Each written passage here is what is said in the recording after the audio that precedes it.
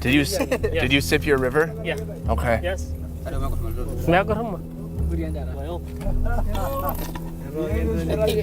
Delicious. Wow. How do you find it? Milky. Yeah, it's milky. Keep it clean. I don't know. I was kind of shocked. I was shocked when I saw it. I'm not sure. They're using animal shit. They're using animal shit, or the cow's own shit, and so that did stop the bleeding. And so they have this really peculiar diet. The principles of science do not seem to work everywhere in the world, at least not with this set of people.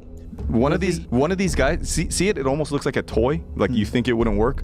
There's one guy in the village, Shawnee, that's so strong that he could shoot the arrow through the kudu. It was a Walk with us as Joe Rogan puts the spotlight on the tribe that violates all laws of physics.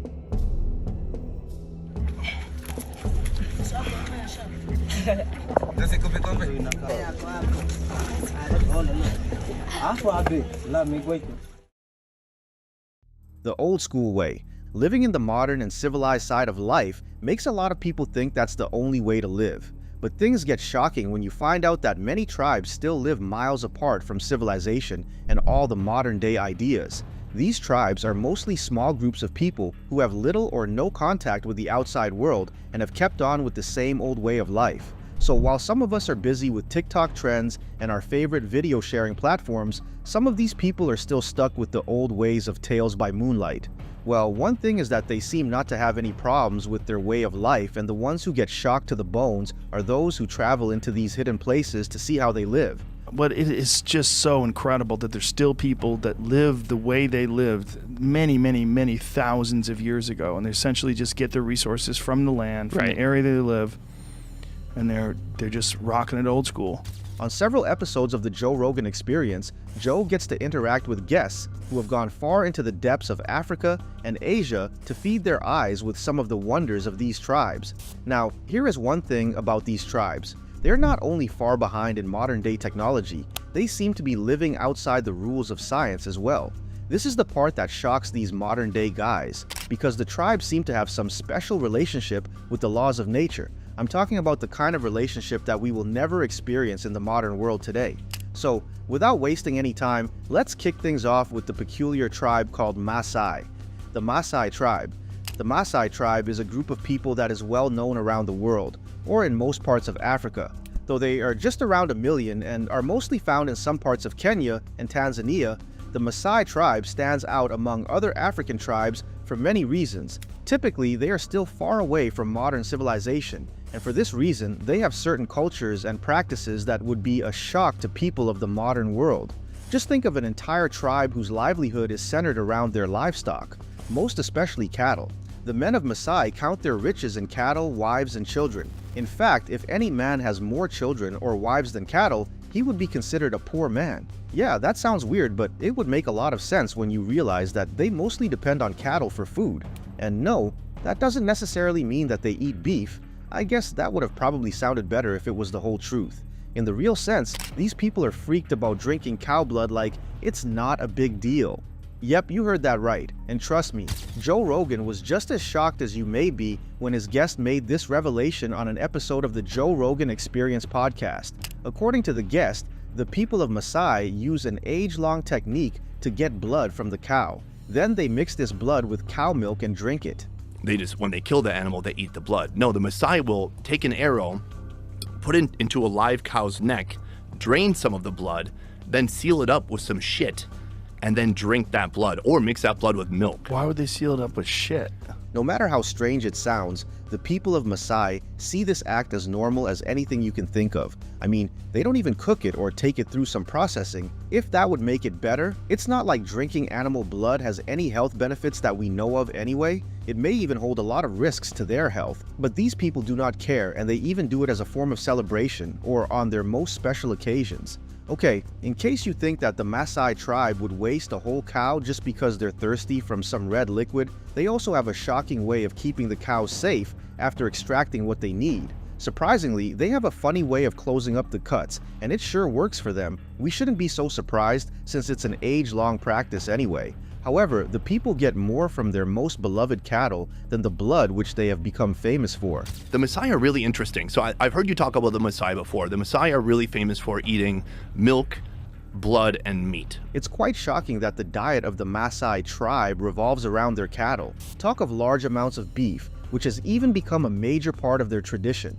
For the people of Masai, beef sharing even holds a lot of significance, with different parts of the beef shared based on social hierarchy. The way they section up meat is really interesting among the Masai tribe, and many other tribes are like this too. So how they separate the meat is that each quarter, each piece goes to a different group. And so they have ribs, they have front quarters, they have hind quarters. Some might go to pregnant women, some goes to young women. But the liver always goes to the older men.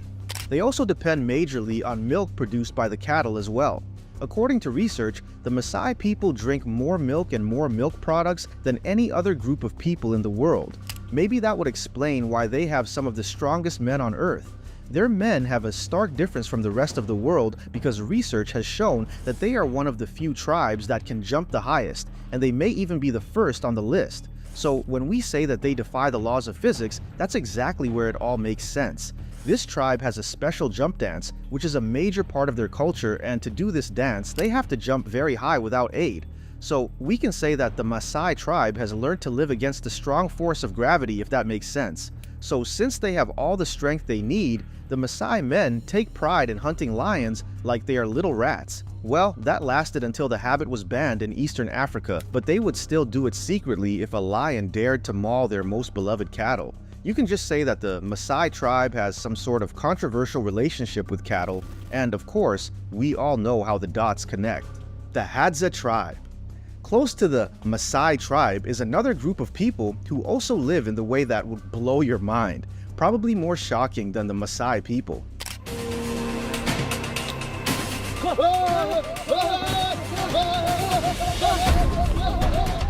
This tribe called Hadza dominates some parts of Tanzania, and they're mostly known to be hunters and gatherers to this day.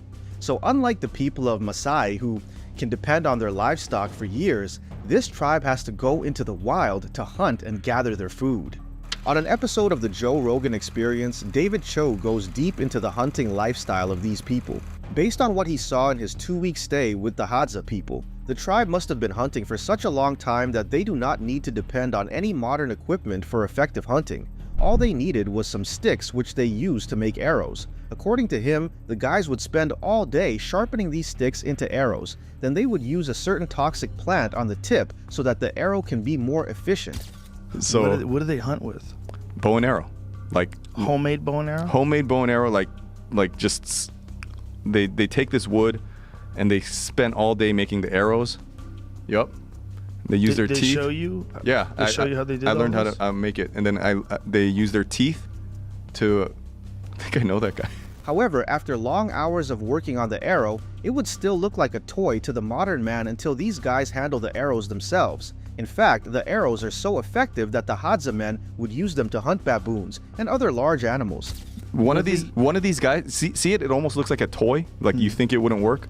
No, There's that one looks guy like in the it would village, work. Shawnee, that's so strong that he could shoot the arrow through the fucking kudu. It was a. Come to think of it, why does the simple instrument they sharpened out of tiny sticks seem to work such wonders in their hands? I guess the search for an answer would bring us to the first wonder about these people. Aside from the fact that these guys are really skilled hunters who have been in the game for many centuries, they seem to have some of the strongest bodies on the planet.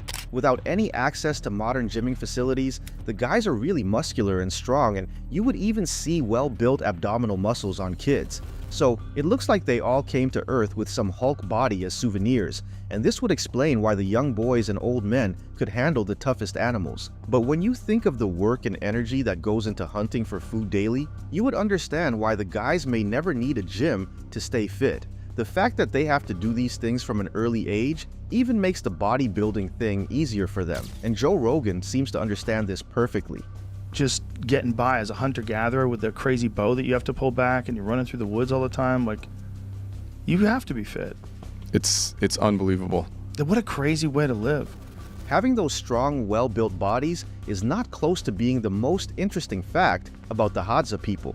One of the things that really worry scientists about these people is the kind of relationship that they have with nature. Since they are majorly hunter-gatherers, the Hadza tribe do not only depend on the games they catch, but they also have a thing for wild fruits and wild honey especially. But this is where it gets a little intense. The entire tribe are known for eating wild honeycombs like it's some snack. And if you know how obsessed bees are with their honeycombs, you should know an ordinary human wouldn't try to go near them unprotected, let alone eat them directly. Surprisingly, it looks like the bees are especially in love with the Hadza tribe. This special love allows the people to eat honey directly from the forests and not be bothered about being bitten by the bees. So this see the bees on his fucking head? Yep, they're lighting him up, and he's eating the honeycomb And it does anyway. nothing to him. Really? So we go climb. Hey, come on, climb the tree. Guy sticks his fucking hand in the tree, scoops that out, starts eating it like it's a fucking hamburger. Bees, and I'm like, bro, I'm cool. Well, it's not that they are not being bitten by the bees, but the bites just have nothing on them. You can say that they have some special kind of body, or they've just gotten so used to being bitten by the bees that they are no longer bothered. I guess that is scientifically possible, right? Being stung by bees since they were kids could be the reason they are now immune to bees. And they're just, Doesn't bother them. it doesn't bother them. They're fine with it, and their body has also gotten immune to it. Right. That's crazy. They're biting that honeycomb like it's a snack, and all those bees are on his head, his hands. And the thing you never see. Okay guys, the bee thing could make sense to scientists, and there may be an explanation for it, but this is where the scientists may have to deal with some unanswered questions. Guess what? The Hadza tribe may have some mind-boggling friendship with birds as well. Since they are so obsessed with wild honey, they usually need help to know where the honeycombs are sometimes, and this is where the birds come in. According to the guest on Joe Rogan's podcast, the Hadza tribe has a special way of communicating with the birds. Imagine that you can just make a sound and the birds will lead you to your next meal. Sounds crazy, right? Well, David Chu was able to experience that with the Hadza people.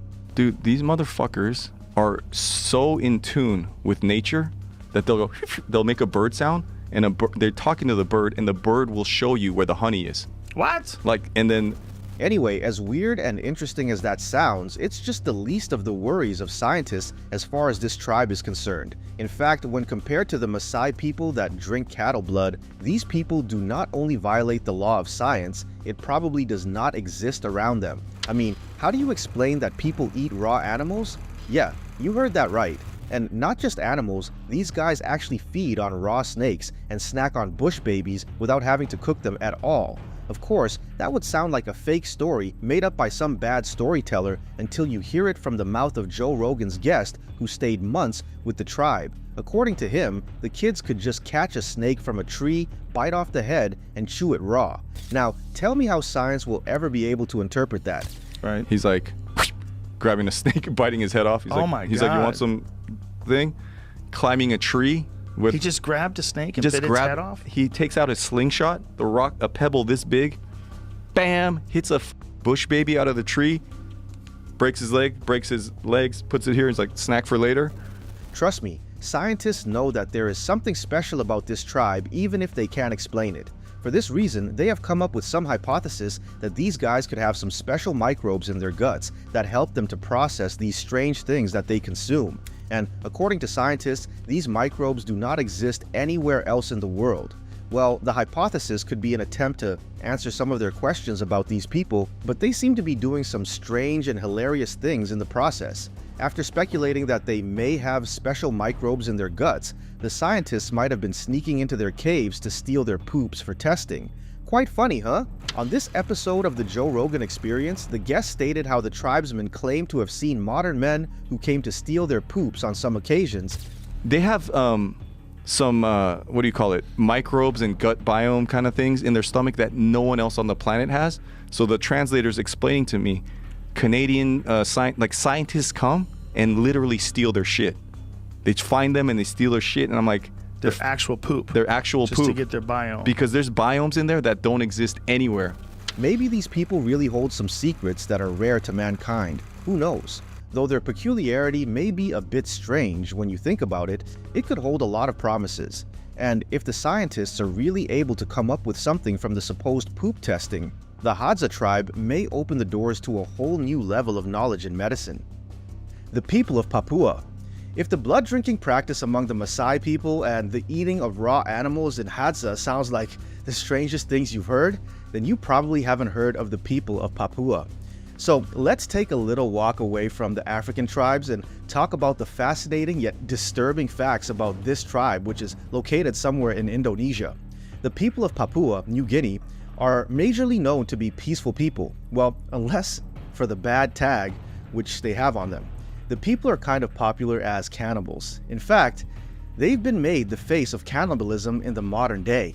But here's something about them. Though they sometimes eat other people, it's more of a traditional thing. Yeah, cannibalism is one of the most inhumane things that have been flagged red in our world today, but that's because of the current civilization. I mean, people now understand these things better, but there are some tribes who still live in the old age until now.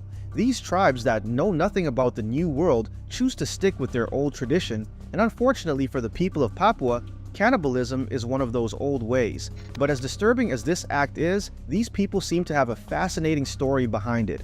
Unlike other brutal tribes, the people of Papua do not hunt other humans just to feed them, but they only feed on the body of the deceased for several reasons. Firstly, they have a belief that it is a way of showing honor to their beloved people when they pass on. So, strange as it may sound, this tribe would rather feast on the body of their deceased friends than bury or cremate them. In their tradition, it is disgraceful for the carcass of a beloved family member to be eaten by worms. Now, I guess they would think that they are doing the tribe a favor, but one thing that makes this practice scary is the fact that the tradition still continues till today. While the first reason may sound like a tenable excuse, the people of Papua may have other reasons to practice cannibalism. According to Forrest, a guest on the Joe Rogan Experience podcast, the people sometimes feed on the body of their deceased enemies after a war. This could be a sign of victory, but in their tradition, it was a way of warding off evil spirits that may be attached to the bodies of the deceased enemies. How often do they practice cannibalism? It's not a daily thing. It is a spiritual thing where they actually eat the other tribes deceased after a war or an intertribal conflict as a way to like ward off bad spirits. So it's not like a daily thing. It's not like they're going out hunting each other. It's more like when these things occur, they have to eat a certain kill or a certain body to keep evil spirits at bay. Alright, I'm pretty sure that sounds like the craziest thing you may ever hear, especially with the current level of civilization in the world today. However, the people of Papua still continue to live like this, and they probably see nothing wrong with their tradition and beliefs. And good for them, the disease which usually arises from cannibalism is not so common among them. On this episode of the Joe Rogan Experience, Joe's guest seems to think that they have been escaping the disease because they do not really practice cannibalism all the time, except for rare occasions when someone dies. Do they get that version of mad cow's disease that cannibals get? Was it Jacobs Creutzfeldt? I know what you're talking about. Yeah. I'm not sure. I think it's probably infrequent enough that they're not getting it. The Pygmies of the Congo basin. Okay, now let's wrap up our list with this peculiar tribe drenched in a bit of a sad story. Though the use of the word pygmy is now classified as derogatory, it has been used to describe a group of people who are dominant in Central Africa. The Pygmies of the Congo basin are classified as a tribe because they are typically up to about 900,000, and they all have the same short heights. According to research, the tallest men in this tribe are only a few inches above 4 feet. However, it would come as a shock that they live successfully as hunter-gatherers. Yes, they are extremely short and named a tribe of pygmies, but they have some of the strongest men whose duty is to hunt animals for food. Just like the Hadza men, these pygmies make use of crude tools which they produce at home to hunt large animals. However, as nice as this may sound, the Pygmies of the Congo basin have also been victims of other cannibalistic tribes around the world. Sea of the Congo River, from guerrilla warfare, from crazy waterfalls, disease, that's an expedition I'd like to try. And then when it comes to wildlife, I mean, the list is infinite. There's so many of these animals that I'm desperate to try and find. Those sound like very dangerous trips. Since they are typically shorter and smaller than the average people, this tribe have had to face extreme dangers in the hands of cannibals who think it is okay to hunt them. Sounds exciting to me. Right. You know, is taking that shot that other people aren't taking. So have people visited these cannibals and come out of there before? Yep. There was a Nat Geo photographer who got some incredible photos. They're called the car. According to Forrest Galanti, people know better now, and there are chances that these pygmies are no longer being hunted, probably. However, the fact that they have been heavily hunted in the past has raised a whole lot of questions in the modern world today. Many people believe that a lot of pygmy or dwarf tribes may have gone extinct due to this kind of inhumane acts. I mean, if cannibalism could make it until this present day, just imagine how rampant and brutal it must have been in times past. So many pygmy tribes may have been lost to the dangerous tradition of cannibalism, and no one would have even heard about those tribes. And he went in there, took him a while for them to kind of assimilate and get comfortable, and then he got these photos that are just mind. Yet, if we put aside the possibility that these pygmy tribes might have been hunted into extinction, we would be able to focus on the beauty of the ones that exist until today. I mean, the fact that a whole tribe is full of tiny humans who are still fit enough to live normal lives in the forests is something that may trouble the minds of scientists for a long time. We're talking about almost 1 million small people, so peculiar that they are called a tribe. I guess they may count as the most fascinating tribe, if you ask me. Alright, thanks for sticking with us until the very end. Hope you had a fun and interesting time of learning as we look through these amazing tribes. What are your thoughts about these groups of people? Which of them do you think is really a threat to science? Let us know your thoughts about this video in the comment section. And if you have any questions, you can ask in the comments as well.